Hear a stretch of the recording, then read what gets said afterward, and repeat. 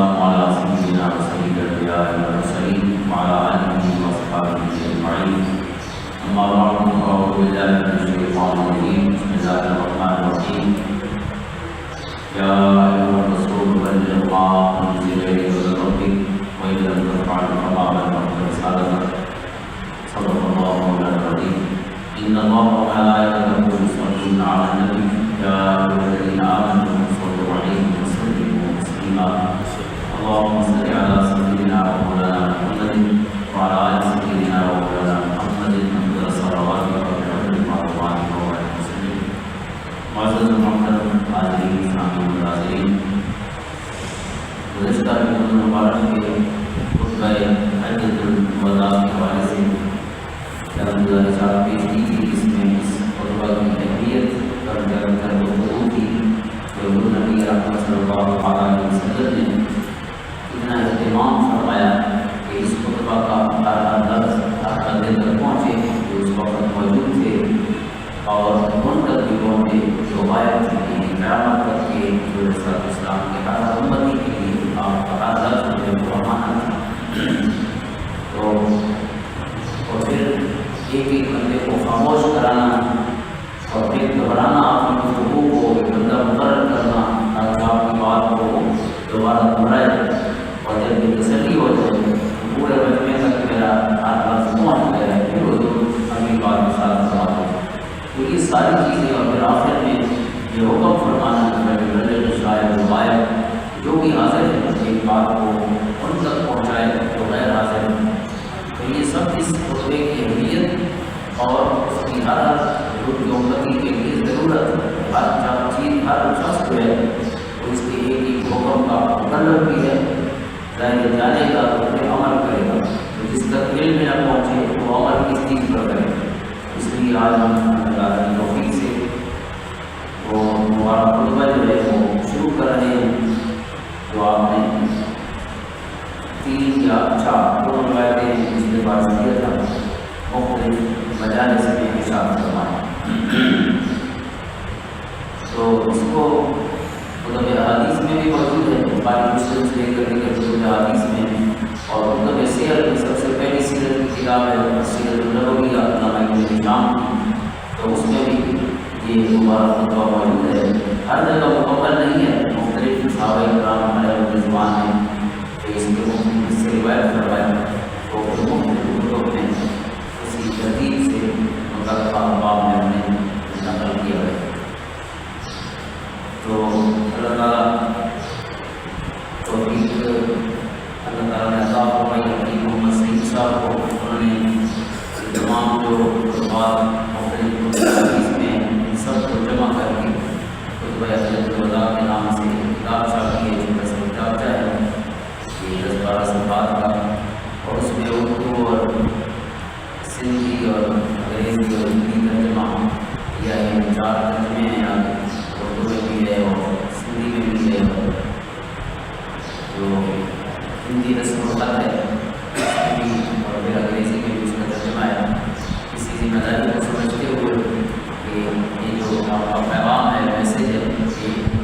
ہر تک پہنچ جائے۔ سب سے پہلے حضور علیہ السلام نے اللہ تعالیٰ کی حمد و ثنا فرمائی جو آپ کے مبارک خطبے میں معمول تھا۔ فحمد اللہ واثنى علیہ قائلا لا الہ الا اللہ وحدہ لا شریک لہ صدق وعدہ ونصر عبدہ وہزم الاحزاب وحدہ۔ یہ آپ نے خطبے پر بات فرمایا، اللہ تعالیٰ کی حمد و ثنا فرمائی،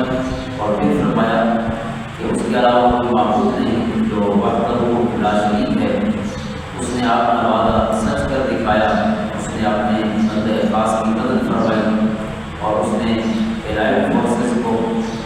الاحزاب وحدہ یہ تمام عرب جو کہ حضور علیہ السلام کے خلاف اکٹھا ہو کر مدینہ طیبہ پر حملہ آور ہوا تھا، لیکن اللہ تعالیٰ نے سب کو شکست دی، اور اس کے مقابلے میں بہت کم جو آپ کا گروہ تھا کہ وہ آپ قرآن کریم میں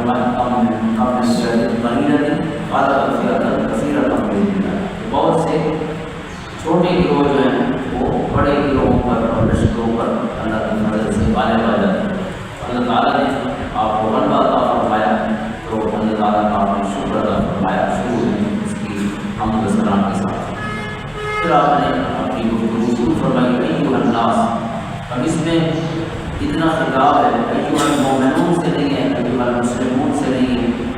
بلکہ ایھا الناس سے، تمام انسانیت سے حضور صلی اللہ علیہ وسلم کا خطاب ہے۔ اسمعوا قولی فإنی لا أرانی وإیاکم أن نجتمع فی ھذا المجلس أبدا بعد عامی ھذا۔ آپ نے فرمایا میری بات توجہ سے سنو، کیونکہ میں نہیں سمجھتا کہ آج کے بعد، اس سال کے بعد اس جگہ پہ میری اور آپ کی کوئی ملاقات ہو۔ آپ نے گویا اپنی اس دنیا سے تشریف لے جانے کا اپنی جو ذمہ داری تھی بطور نبی و رسول کے، اس کے مکمل ہونے کا اس انداز میں اعلان فرمایا اور اپنے مثال کی خبر۔ ایھا الناس، پھر آپ نے انسانیت کو خطاب فرمایا ان اللہ یقول یا ایھا الناس انا خلقناکم من ذکر و انثی وجعلناکم شعوبا وقبائل لتعارفوا ان اکرمکم عند اللہ اتقاکم۔ سب سے پہلے آپ نے پہلا موضوع جو ہے وہ انسانیت کی مساوات، یعنی تمام انسان جو ہے وہ برابر ہے، کسی کو کسی پر کوئی فضیلت جو شخص کہے کہ بھائی میں کسی سے افضل ہوں، فلاں خاندان میں پیدا ہوا ہوں، فلاں قبیلے میں پیدا ہوا ہوں، فلاں علاقے میں رہتا ہوں، فلاں بولی بولتا ہوں، لہٰذا میں اعلیٰ و افضل ہوں۔ تو آپ نے قرآن کریم کی آیت کی روح ہے سارے اسلام کے، انسان سب برابر ہے، اس نے انسانوں کو برابر نہیں سمجھا۔ تو اسلام کا حدیث ہے کہ اس کے اندر سے ابھی جاہلیت نہیں ہے، جاہلیت اسی بات سے نکلتی ہے کہ جب انسان اپنے آپ کو دوسروں سے اعلیٰ افضل ممتاز کسی بھی حوالے سے، کوئی پیدائشی حوالے سے یا اپنے نسبی یا اپنے حسبی کسی تعلق کی وجہ سے اعلیٰ افضل سمجھنا چھوڑ دے، تو فرمایا اللہ تعالیٰ کا ارشاد ہے اے لوگوں بے شک میں تمہیں ایک مرد اور ایک عورت یعنی حضرت آدم و حوا علیہ السلام سے پیدا فرمایا اور تمہیں گروہ میں اور قبائل میں تقسیم کیا تاکہ آپس میں تمہارا تعارف آسان ہو جائے۔ اس لیے نہیں کہ کوئی قبیلہ افضل ہے اور کوئی ادنا ہے، بلکہ اس لیے کہ آسانی سے ایک دوسرے کو پہچان سکو۔ ان اکرمکم عند اللہ اتقاکم، اللہ کی بارگاہ میں عزت والا وہ ہے جس کا کردار حسین ہے، اچھا ہے، جس کے دل میں اللہ کا ڈر اور خوف موجود ہے۔ کہ قرآن کی آیت آپ نے پڑھی اور پھر اس کی وضاحت اپنے الفاظ میں فرمائی فلیس لعربی علی اعجمی فضل ولا لعجمی علی عربی ولا لاسود علی ابیض ولا لابیض علی اسود فضل الا بالتقوی۔ کسی عربی کو اجمی پر، کسی اجمی کو عربی پر، کسی کالے کو گورے پر، کسی گورے کو کالے پر کوئی فضیلت حاصل نہیں، کوئی برتری حاصل نہیں، الا بالتقوی، مگر اسی بنیاد پر اس کا اللہ نے ذکر فرمایا اور وہ تقویٰ ہے جس کے دل میں اللہ کا ڈر موجود ہے، اللہ کا خوف موجود ہے، وہ اعلیٰ و افضل ظاہر جو اللہ سے ڈرے گا تو اللہ تعالیٰ کے احکام کی پیروی کرے گا، اطاعت کرے گا۔ جس کے دل میں ڈر نہیں ہے تو وہ اپنے آپ کو کسی کے سامنے جواب دہ نہیں سمجھے۔ ڈر جو ہے اللہ کا خوف جو ہے انسان کے اندر جواب دہ ہونے کا احساس پیدا کرتا ہے، اور جس نے جواب دینا ہو پھر وہ حساب سے جیتا ہے، بے حساب نہیں جیتا۔ پھر آپ نے اسی حوالے سے اپنی مبارک گفتگو آگے بڑھائی الناس کو من آدم و آدم من تراب، سارے لوگ آدم کی اولاد ہیں اور آدم مٹی سے پیدا ہوئے، لہٰذا مٹی کو کیا نخرہ ہونا چاہیے جو لوگوں کے قدموں کے نیچے روندی جاتی ہے، پامال ہوتی ہے پوری زندگی، تو اس مٹی میں کیا نخرہ ہونا چاہیے یا نخرے کا کیا جواز بنتا ہے۔ آدم مٹی سے بنے اور آدم سارے لوگ آدم کی اولاد ہیں اور آدم مٹی سے بنائے گئے۔ اللہ کل مغفرت و دم و مال یدعا به فهو تحت قدمي هاتين۔ آپ نے فرمایا فضیلت و برتری کے سارے دعوے اور خون و مال کے سارے مطالبے فهو تحت قدمي هاتين، وہ آج میرے قدموں کے نیچے ہیں۔ جتنے اس طرح کے نخرے تھے، نخوت یا اپنے آپ کو اعلیٰ افضل سمجھنے کے جتنے وہ جھوٹی بنیادیں تھیں، فاؤنڈیشنس تھی، فرمایا وہ ساری آج میرے قدموں کے نیچے ہیں۔ ایک ہی برتری کی بنیاد ہے اور وہ انسان کا کردار ہے، اس کا کیریکٹر۔ اللہ صدانت البیت و صفایت الطاعت، دو چیزیں پرانے رواجوں میں سے باقی ہیں ایک یہ ہے کہ جو بیت اللہ کا انتظام ہے، جس گروہ کی ذمہ داری تھی وہ اپنا ذمہ داری نبھاتے رہیں گے، قریش کا جو قبیلہ اور سفایت الخاج جو حضور صلی اللہ علیہ وسلم کے قبیلے کے پاس تھا، حاجیوں کو پانی پلانا، یعنی خدمت کے شعبے باقی ہیں، نخرے کے شعبے ختم سارے، خدمت باقی ہے۔ یہ خدمت ہے ظاہر، اس میں کوئی بڑائی نہیں، اس میں کوئی برتری کا دعویٰ نہیں ہے، بلکہ یہ خدمت ہے اور اللہ کی اس کی رضا کے لیے۔ پھر فرمایا یا معاشر قریش لا تجیئوا بالدنیا تحملونها على رقابکم ویجیء الناس بالآخرۃ فرارون عنکم من اللہ شیء۔ چونکہ قریش کے قبیلے کو عرب کے تمام قبائل میں ایک قسم کی خاندانی برتری حاصل تھی، اس لیے آپ نے خاص طور پہ قریش کو خطاب فرمایا کیا ہے کہ وہ قریش ایسا نہ ہو کہ تم قیامت کے دن دنیا لے کے آؤ اور لوگ دین لے کے آئیں، یعنی تم اپنے اسی دنیاوی جو عزت ہے یا پھر اس کے لیے تجارت تاجر ہو، اس میں جو دنیاوی مال و دولت کی کثرت ہے اسی میں لگے رہو، اور باقی لوگ جو ہے وہ آخرت میں جی الناس بالآخرہ، باقی لوگ اللہ کو راضی کریں کہ وہ قرآن و حدیث پر عمل کریں اور خالق اور اس کے پیارے رسول صلی اللہ علیہ وسلم کی پیروی کریں، اور تم دنیا کی چاہو جلال یا مرتبہ یا پیسہ دولت جو دنیا میں برتری کے مختلف یہ اسپیکٹ سمجھے جاتے ہیں، ان میں سے کسی پر پوری زندگی کوشش کرتے رہو اور نخرہ کرتے رہو، جب قیامت کے دن آؤ تو لوگوں کے پاس دین ہو اور تمہارے پاس دنیا، ظاہر دنیا تو آخرت میں نہیں جائے گی، زندگی ختم ہو جانا ہے۔ فلا اغنی عنکم من اللہ شیئا، فرمایا پھر اس دن میں تمہارے کام نہیں آؤں گا۔ ایسا نہیں کہ تم آ جاؤ کہ بھائی چونکہ حضور صلی اللہ علیہ وسلم کی قریشی ہیں تو قریش آ رہے ہیں کہ آپ اب ہمیں جنت میں لے جائیں، فرمایا نہیں، جنت میں ہو جائے گا جو جنت کے راستے پر جائے گا۔ تو ایسا نہ ہو کہ لوگ تو قرآن و حدیث پر عمل کریں اور قیامت کے دن کامیاب ہو جائیں اور تم اسی بھروسے پر رہو کہ ہم قریشی ہیں تو ہم تو ایسے بخشے ہوئے ہیں۔ فرمایا نہیں، بخشے جانے کے لیے ضابطے ہیں، آپ نے بیان فرما دی، اس کے محمد علیہ السلام کی سنت ہے، لہٰذا اب نجات اسی کے لیے ہے، اس نے اللہ کی بات مانی، اس کے رسول صلی اللہ علیہ وسلم کی سنت کی پیروی۔ معاشر قریش ان اللہ غضب عنکم رغبۃ الجاہلیۃ وتعظمها بالآباء۔ اب دیکھیے ایک ہی پوائنٹ ہے جس کو مختلف پہلو سے واضح فرما رہے ہیں کہ سب انسان برابر ہے، تو جو انسانی مساوات ہے اسی کی جو مختلف جہتیں ہو سکتی تھی، آپ نے ہر جہت سے اس معاملے کو واضح فرمایا۔ فرمایا ہے گروہ قریش بے شک اللہ تعالیٰ نے نخوت الجاہلیت، جاہلیت کی جو جھوٹی نخوت تھی، یعنی اپنے خاندان پر نخرہ، پیسے پر نخرہ یا کسی اور حوالے سے کوئی انسان کے پاس اقتدار آ جائے، عہدہ آ جائے، اس پر فخر اور قباحت اور غرور اور تکبر، فرمایا اللہ نے یہ ساری چیزیں ختم کر دی، وَتَعْظُمُهَا بِالْآبَاءِ، اور اپنے باپ دادا پر اجرانہ بھی ختم کیا جا چکا۔ کوئی کہے کہ ادرم سلطان ہو کہ میرا بادشاہ سلطان تھا، بادشاہی کو چھوڑیے اور باپ کو چھوڑیے، آپ بتائیں کہ آپ کیا ہیں؟ فرمایا یہ اسلام ہے، وہ کہتا ہے کہ آپ کے اندر کیا وزن ہے، اپنی بات کریں، آبا و اجداد کو چھوڑیں۔ فرمایا جو آبا و اجداد پہ اٹھانے والا اور نفرت کرنے والا معاملہ تھا وہ بھی ختم ہو گیا، جو ان کے قدموں کے نیچے ہے یہ ساری چھوٹی کہانی۔ ایھا الناس، پھر انسانیت کے اسی خطاب والے کلمے سے آگے ارشاد فرمائی ان دماءکم واموالکم واعراضکم علیکم حرام الا ان تلقوا ربکم بحرمۃ یومکم ھذا وحرمۃ شہرکم ھذا فی بلدکم ھذا۔ اے لوگوں، بے شک تمہارے خون، تمہارے مال، تمہاری عزتیں ایک دوسرے کے لیے اسی طرح حرمت والی ہیں جس طرح یہ دن، یعنی 9 کا دن، یا ایک حدیث پاک میں ہے کہ یوم النحر تھا، یہ کلمات حضور نے 10 ذوالحجہ کو ارشاد فرمایا بنا میں، تو بہرحال دونوں دن سب ایام کی برکت والے ہیں اور عزت والے ہیں۔ تو جس طرح آج کا دن عزت والا ہے، جس طرح یہ شہر مکہ عزت والا ہے، اور جس طرح یہ مہینہ یعنی ذوالحجہ کا مہینہ بھی محرم مہینوں میں سے حرمت والے منہا اربع حرم، قرآن کریم نے فرمایا کہ 12 مہینوں میں 4 جو ہے وہ حرمت والے ہیں، ان 4 میں ذوالحجہ بھی شامل ہے۔ تو فرمایا جس طرح یہ شہر یعنی بلد شہر مکہ اور شہر عربی میں شہر مہینے کو کہتے ہیں، اور یہ مہینہ اور تیسری چیز کہتے ہیں، جس طرح یہ عزت والے ہیں اسی طرح ایک مومن کا خون، اس کا مال، اس کی عزت بھی دوسرے مومن کے لیے اسی طرح حرمت والی ہے۔ الی ان تلقوا ربکم، فرمایا اس کا کب تک احترام کرنا ہے ایک دوسرے کی جان مال عزت آبرو کا؟ فرمایا جب تک اللہ کی بارگاہ میں پیش نہیں ہوتے،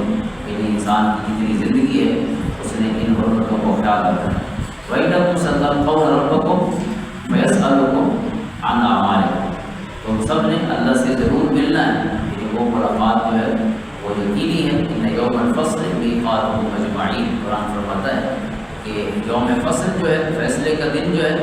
اس دن اللہ کی بارگاہ میں حاضر میقات، ملنے کی جگہ، کوئی بھی مقررہ مقام اور وقت وہ جگہ ہو، فرمایا اللہ کی بارگاہ میں یہ ملاقات کا جو ٹائم ہے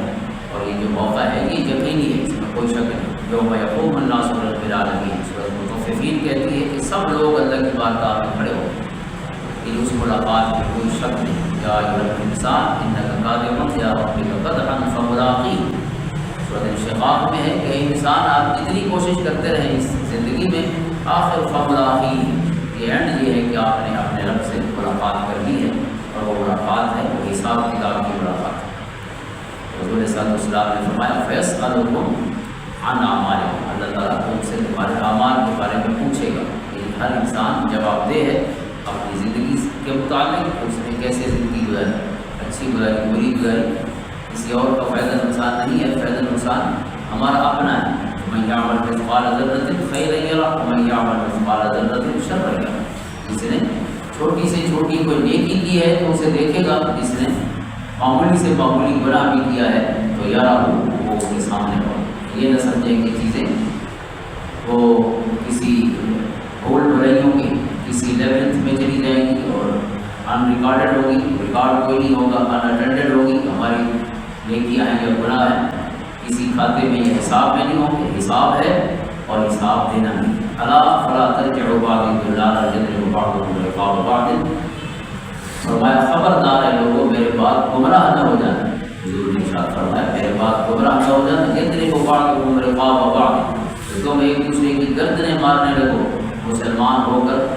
کلمہ پڑھ کے ایک دوسرے کے خون کے پیاسے بن جاؤ اور ایک دوسرے کو قتل کرو، فرمایا اس سے بچتے رہنا۔ فمن كانت عنده امانۃ فلیردها الی من ائتمنه علیہ۔ اور پھر آپ نے جو سوشل آپ کے ارشادات ہیں اس مبارک خطبہ میں ان کا آغاز فرمایا، آپ نے ارشاد فرمایا کہ امانت جو ہے اس کو ادا کرنا ہے، جس نے آپ کے پاس امانت رکھی ہے اس کو واپس کرنا ہے۔ من ائتمنه علیہ، جس نے آپ کو امین بنایا، وہ پیسوں کی امانت ہو یا وہ کسی کا راز آپ کے پاس ہے یا کسی کی اعتماد جو ہے یہ بھی امانت ہوتا ہے۔ کوئی شخص مجھے اپنا دوست سمجھتا ہے تو مجھے بطور دوست کے ہی اس کے ساتھ پیش آنا چاہیے، ایسا نہ ہو کہ وہ آنکھیں بند کر کے اعتماد کرے گا، اس کے اعتماد کو ٹھیس پہنچائے۔ اسی طرح اگر کوئی شخص آپ کے ساتھ کوئی راز شیئر کرتا ہے وہ بھی امانت ہے۔ المجالس بالامانہ، حدیث پاک ہے کہ جو بھی مجلس میں بات ہو وہ مجلس کی امانت ہوتی ہے۔ ہم تو باتیں کرتے ہیں، سنتے ہیں، سناتے ہیں، آگے جا کے پھر پوری کہانی چھیڑ دیتے ہیں، حالانکہ پانچ تین چار لوگ ہوتے ہیں ان کا خاص تعلق ہوتا ہے آپس میں، اسی تعلق میں وہ بات کی جاتی ہے۔ جو بندہ وہاں پہ بات کر رہا ہے اپنا کوئی راز اگر شیئر کرتا ہے تو ظاہر ہے وہ ڈھنڈورا پیٹنے کے لیے تو نہیں کر رہا، اگر اس نے ڈھنڈورا پیٹنا ہوگا تو وہ پہلے ہی سارے مجمع میں اعلان کرتا ہے۔ تو ایک خاص تعلق میں جو بات ہو تو بغیر ان کی اجازت کے جو اس وقت اسٹیک ہولڈرز ہیں یا اس راز کو سننے والے لوگ ہیں جن کو قابل اعتماد سمجھا گیا تھا، تو ان کی اجازت کے بغیر کسی بات کو آگے نہیں پہنچایا جا سکتا۔ یہ مومن کو یہ کہنے کی ضرورت نہیں کہ کسی کو نہ بتانا، مومن نے کسی اپنے دوست کی بات کسی کو نہیں بتانا ہوتی، یہ ذہن میں رکھنا چاہیے۔ یہ امانت میں خیانت ہے، اور جو خیانت ہے وہ تو بہت بڑا جرم ہے۔ اللہ فرماتا ہے وہ اللہ کی محبت سے محروم ہے جو خیانت کرے، ان اللہ لا یحب الخائنین، خیانت بہت بڑا جرم ہے۔ جو ایسا شام نے ارشاد فرمایا اس کی امانت نہیں، اس کا ایمان نہیں، لا ایمان لمن لا امانت له، اس امانت سے بڑا صرف پیسوں کا معاملہ نہیں، تعلقات کی امانت ہے، اعتماد کو ٹھیس نہیں پہنچانا چاہیے، یہ امانت داری ہے، ٹھیس پہنچانا خیانت ہے۔ اسی طرح کسی کا راز آگے اس کی اجازت کے بغیر پہنچا دینا یا لوگوں کے ساتھ شیئر کر دینا، یہ بھی خیانت ہے، امانت میں خیانت ہے۔ حضور نے فرمایا کہ جس نے آپ کے ساتھ جو بھی امانت کا معاملہ کیا ہو تو اسے ادا کرنا چاہیے، وہ پیسوں کا ہو یا جو بھی۔ الناس كل مسلم له مسلم، اے لوگوں ہر مسلمان مسلمان کا بھائی ہے، وإن المسلمین اخوۃ، اور سارے مسلمان بھائی بھائی ہیں، رقابهم رقاب، اپنے غلاموں کے حقوق کا خیال رکھنا، کمزوروں کے حقوق کا خیال رکھنا، اطعموهم مما تأکلون، اپنے نوکروں کو اپنے غلاموں کو وہی کھلانا جو خود کھاتے ہو، واکسوهم مما تلبسون، اور وہی پہنانا جو خود پہنتے ہو۔ یہ بڑا ضروری معاملہ ہے۔ عموماً نوکر اور جو آقا ہے اس میں ہیلڈ آف ڈفرینس ہوتا ہے، ان کے یہ پہننا ہو یا کھانا پینا ہو تو نوکروں کے لیے الگ کھانا نہیں کھلانا چاہیے۔ اگر نوکروں کو انسان جو خود کھاتا ہے اگر وہ زیادہ مہنگا ہے اور زیادہ نہیں پکا سکتا، جو دوسروں کے 10 لوگوں کا مثلاً 5 لوگوں کا برداشت ہو سکتا ہے، 4-5 نوکر ہیں تو مشکل ہو جائے گی، تو پھر خود نیچے آ جانا چاہیے، خود دال کھانی چاہیے، یہ نہیں کہ پھر نوکروں کے لیے الگ کھانا ہو اور مالوں کے لیے الگ کھانا۔ یہ وہ چیزیں ہیں کہ جو انسانیت میں آپس میں دلوں میں دوری اور نفرت پیدا کرتی ہیں۔ نوکر گھر میں ہو اور آپ نے اس کے لیے برتن کے الگ رکھے ہوں اور اس کے لیے کھانے کا سسٹم بھی الگ ہو، آپ کو اعلیٰ مخلوق ہیں جو آسمان سے اتری ہیں اور وہ کم تر ہے، یہی چیز تو سارا روح ہے اسلام کی۔ اسی سے حضور نے پورا خطبہ شروع فرمایا، خطبے کا ایک عام حصہ شروع میں کسی ایک موضوع پر تو ہے کہ سب انسان برابر ہے،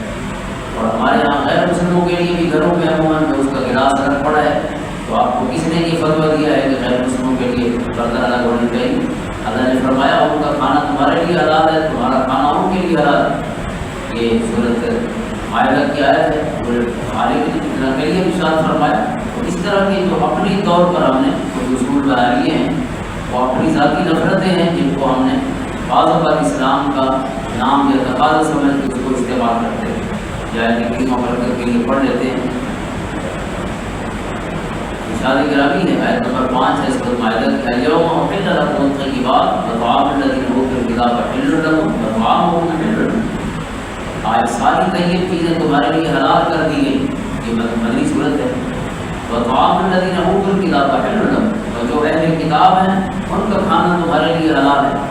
وطعامکم حل لکم، اور تمہارا کھانا ان کے لیے حلال ہے۔ یعنی اس کے لیے برتن الگ کس اللہ تعالیٰ نے اتنا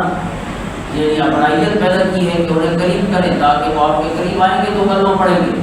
کلمہ پڑھانے کے لیے گھروں سے تو کلمہ کوئی نہیں پڑھتا کہ آپ اسے گھر سے بھگا دیں اور تمام آپ کے انداز نفرت کے ہوں، اور پھر امید بھی رکھیں کہ ہم دین کو پھیلانے والے بھی ہیں، ہم میں سے ہر ایک داعی الخیر بھی ہیں۔ تو دعوت کے لیے تو حکمت ہے، ادع الی سبیل ربک بالحکمہ، اس کے لیے اس طرح کے کوئی اپنے اصول ضابطے تو نہیں۔ اللہ فرماتا ہے دعوت کا ایک ہی اصول ہے جو رب نے ارشاد فرمایا، اور وہ 3 پوائنٹ ہیں، ادع الی سبیل ربک بالحکمہ والموعظۃ الحسنۃ وجادلھم باللتی ہی احسن۔ دعوت جو ہے اللہ کی حکمت سے ہوگی، بہترین نصیحت سے ہوگی، اور تیسری چیز ہے اگر مجادلہ کی تو میں تکرار کی نوبت آئے گی تو وہ بھی بڑا حسین ہوگا، گالم گلوچ نہیں ہوگا، اس میں بدتمیزی اور نفرت اور حکارت نہیں ہوگی، بلکہ اس میں بھی حکمت کا پہلو غالب ہوگا۔ اس لیے حضور صلی اللہ علیہ وسلم نے نوکروں کے لیے یہ ارشاد فرمایا، خاص طور پر وہی کھلاؤ انہیں جو خود کھاتے ہو، اور وہی پہناؤ انہیں جو خود پہنتے ہو۔ یہ جو عملی طور پر مساوات کے مختلف مظاہر ہو سکتے تھے، آپ کریم علیہ السلام نے ان کا بھی تفصیل سے ذکر فرمایا۔ علی کل شیء من امر الجاہلیۃ تحت قدمی موضوع واتباع الجاہلیۃ موضوع، فرمایا خبردار جاہلیت کا ہر امر، ہر معاملہ، ہر رواج، ہر ریت اور رسم میرے قدموں کے نیچے آج پامال ہو گئے، ہر چیز کو میں نے قدموں کے نیچے رون دیا۔ جاہلیت کے ساتھ واقعہ نہیں جینا، اسلام نے انسان کو انفرادی اجتماعی زندگی کے تمام اصول ضابطے، تمام جو انسان کی بہتری دنیا آخرت میں کامیابی و فلاح ہے، سب اصول عطا فرما دیے ہیں، جیسے اس کے مطابق ہی ایک مومن کو جینا ہے۔ تو اتباع الجاہلیت موضوع، اور زمانۂ جاہلیت میں اگر کسی نے کسی کا خون کا بدلہ دینا تھا، انتقام لینا تھا خون کا، تو وہ انتقام کی سارے ختم ہے۔ جاہلیت کو جب سارا عرب مسلمان ہو گیا تھا تو کسی کے خاندان میں اگر کوئی قبول اسلام سے پہلے کوئی اس طرح کا معاملہ چل رہا ہے، کیونکہ قبائلی نظام تھا، اور قبائل میں جو انتقام ہے اس کو فرض سے بھی بڑا فرض سمجھا جاتا تھا، ایک بندہ مارتا تھا تو پھر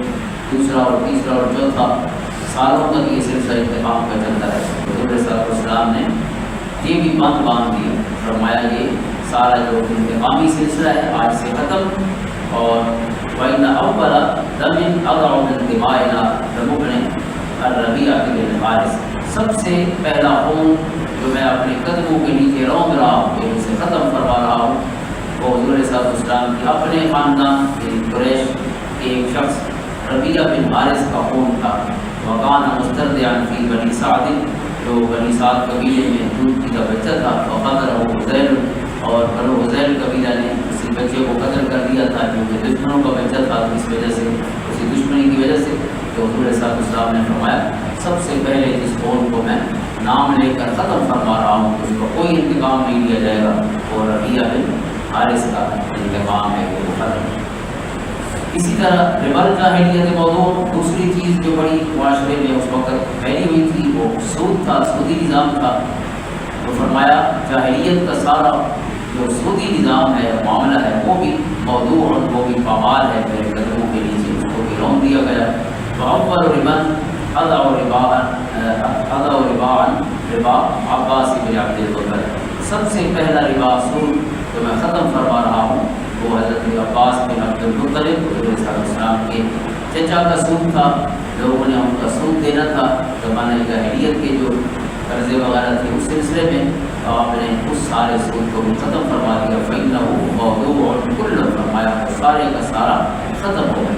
پھر اس میں سے کوئی چیز راس المال لیا جائے گا، راس المال کہتے ہیں جو اصل منی ہے، اصل پیسہ ہے، وہ واپس ہوگا، لیکن سود سارا ختم۔ اور آپ نے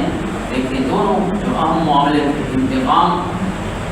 کو معاف کرنے کا سوچنا بھی قبائلی نظام میں ایک ناممکن سا تصور ہوتا ہے کہ آپ اپنا بدلہ نہ لیں، تو آپ نے اپنے گھر سے اس کا بھی آغاز فرمایا، سب سے پہلے قریش کا خون معاف فرمایا، اور اسی طرح ربا جو ہے سود ہے اس کے خاتمے کا اعلان کیا، تو سب سے پہلے اس کا آغاز بھی اپنے خاندان سے کیا۔ خاندان میں حضرت عباس کا سود باقی تھا لوگوں پر، تو آپ نے اس سود کو نام لے کر ختم فرمایا۔ ایھا الناس ان اللہ عز وجل قد اعطى كل ذی حق حقہ، اے لوگوں بے شک اللہ تعالیٰ نے ہر حقدار کو حق دے دیا ہے، یعنی جو وراثت کے احکام ہیں کسی شخص کی وفات پر وہ قرآن کریم نے مقرر فرما دی کہ اگر کوئی میت موت ہو تو اس کا باپ زندہ ہے تو اسے کیا ملے گا، اس کی بیوی ہے تو کیا ملے گا، ماں ہے تو کیا ملے گا، بچے ہیں تو کیا ملے گا، بچوں میں بیٹیاں دونوں ہیں تو کیا ملے گا، صرف بیٹیاں ہیں تو کیا ملے گا، اس طرح پوری تفصیل صورت نثار بیان فرمائی۔ فرمایا اللہ تعالیٰ نے ہر حقدار کا حق مقرر فرما دیا ہے، فلا وصیۃ لوارث، کسی وارث کے لیے لہٰذا اب کوئی وصیت نہیں ہے کہ آپ وصیت کر دیں کہ میرے فلاں بیٹے کو یہ دے دینا، فلاں بیٹی کو یہ دے دینا، یا وغیرہ وغیرہ، جن کا اللہ نے حق مقرر کر دیا ہے وہ سارا معاملہ اللہ رب العزت ہی کے اسی کا جو عطا فرمودہ نظم ہے اسی پر چھوڑنا چاہیے، اللہ نے مقرر کر دیے ہیں، تو اب وارثوں کے لیے کوئی وصیت نہیں۔ اب اس میں اور بھی بہت سے معاملات آ جاتے ہیں، ایک تو وارثوں کا حق مقرر ہے، دوسرا یہ ہے کہ ہم کسی وارث کو حق سے محروم کریں، جیسے عموماً بچوں کو آگ کیا جاتا ہے تو یہ غیر اسلامی ہے، اسلام میں اس کی کوئی گنجائش نہیں، تو آپ اپنے کسی بچے کو آگ کریں، اسے محروم کریں، ڈکلیئر کر دیں کہ یہ میری جائیداد جو ہے اس سے محروم ہے، تو یہ معاملات جو ہیں اسلام اور شریعت کے مطابق ہی حل کرنے چاہیے۔ تو پھر ارشاد فرمایا الولد للفراش وللعاهر الحجر، بچہ جو ہے وہ اسی کا ہے جس کے بستر پر پیدا ہو، وللعاهر الحجر، اور جو بدکار ہے اس کے لیے پتھر ہے، دو معنی ہیں پتھر کے، ایک تو یہ ہے کہ اسے پتھر مارے جائیں گے، رجم جو سنساری کی سزا ہے، دوسرا حجر کا مطلب یہ ہے کہ اس کے لیے کچھ نہیں ہے، تو نسب جو ہے وہ بدکاری سے ثابت نہیں ہوتا، نسب نکاح سے ثابت ہوتا ہے، اس لیے کوئی شخص اگر خدا نخواستہ ایسے بدکاری سے بچہ پیدا ہو جائے تو شرعی طور پر قانونی طور پر اس کا کوئی نسب ثابت نہیں ہوگا، نسب کے لیے نکاح اور جائز طریقہ اور انداز نہیں، اور حسابهم علی اللہ، اور سب کا حساب اللہ کی ذمہ ہے۔ من ادعا الی غیر ابیہ او یتولی الی غیر موالیہ فعلیہ لعنۃ اللہ، فرمایا اگر کوئی شخص اپنے باپ کو چھوڑ کر اپنے آپ کو کسی اور سے منسوب کرے یا اپنے آقا کو چھوڑ کر غلام اپنے آپ کو کسی اور سے منسوخ کرے تو اس پر اللہ کی لعنت ہو۔ یہ اس وقت کا ایک بہت بڑا مسئلہ تھا، اس کی آپ نے وضاحت فرمائی۔ آج بھی ہو سکتا ہے کہ اپنا خاندان تبدیل کر، ویسے تو باپ کی بات ہے لیکن اس میں کوئی تفصیل ہو سکتی ہے کہ کوئی شخص اپنا خاندان تبدیل کر، اپنی قوم تبدیل کر، جس قوم سے وہ ہے اس کی بجائے کسی اور قوم سے منسوخ ہو جائے، تو یہ بھی ایک انداز ہے گویا اپنے باپ کو چھوڑ کر کسی اور سے منسوخ ہونا۔ تو اسی طرح غلام جو تھے یہ موالی کا ایک پورا نظام تھا، جو آزاد کردہ غلام ہوتے تھے کیونکہ ان کا اپنا کوئی تعارف نہیں ہوتا تھا تو وہ اپنے مالک سے ہی پہچانے جاتے تھے۔ آزاد ہونے کے بعد بھی اپنے مالک سے ہی ان کی پہچان، کیونکہ بہت سے ایسے غلام ہوتے انہیں والد کا پتہ نہیں ہوتا تھا، اور عرب میں قبائلی نظام میں بغیر کسی ریفرنس کے جینا ممکن نہیں تھا، تو وہ شخص خود اگر اس کو اثرات آزاد بھی کر دیتا تو اگر کوئی اور اس کو پکڑ کے اپنا غلام بنا لے تو اس کی بھی کوئی ضمانت نہیں تھی۔ اس وجہ سے آزاد ہونے کے بعد بھی وہ اپنے جو آزاد کرنے والا آقا ہوتا اسی کے نام سے پہچانا جاتا، کیونکہ وہ اس کی گویا اس کی سب کی سیکیورٹی تھی۔ اگر وہ بغیر سیکیورٹی کے ہوتا تو کوئی اور پکڑ کے اس کو غلام بنا لیتا۔ اس لیے جو اصل آقا ہو آزاد کرنے والا، اس طرح باپ کی نسبت ضروری ہے، اپنے باپ کے علاوہ نہیں کرنی چاہیے۔ اسی طرح یہ بھی اتنا اہم معاملہ تھا کہ آپ نے فرمایا اس پر اللہ کی لعنت ہو جو ان میں سے کسی چیز میں تبدیل جائے۔ تقریباً آدھا آپ کا خطبہ ہم نے پڑھ لیا ہے، اس وجہ سے کہ زیادہ تفصیل بیان نہیں کی تاکہ اس کے جو تمام خطبہ ہے تو ہمارے گفتگو مکمل ہو جائے۔ تو انشاءاللہ اگر زندگی باقی تو اگلا حصہ اگلی گفتگو میں، اور یہ آج جو خطبہ پڑھا ہے اس کا اکثر حصہ جو ہے یہ یوم عرفہ کا ہے، جو 9 ذی الحجہ کا دن تھا، لیکن کچھ کلمات ایسے ہیں ان میں جو آپ نے 10 کو ارشاد فرمایا۔ تو اگلا جو حصہ ہے اس میں زیادہ تر پھر یوم نحر کا ہے یا پھر اس کے بعد کا ہے۔ اللہ تعالیٰ آپ کی اس پیغام کو پہنچانے کی توفیق دے، اور جتنا ہم نے الحمدللہ سمجھ لیا ہے، سن لیا ہے، اور اس پر عمل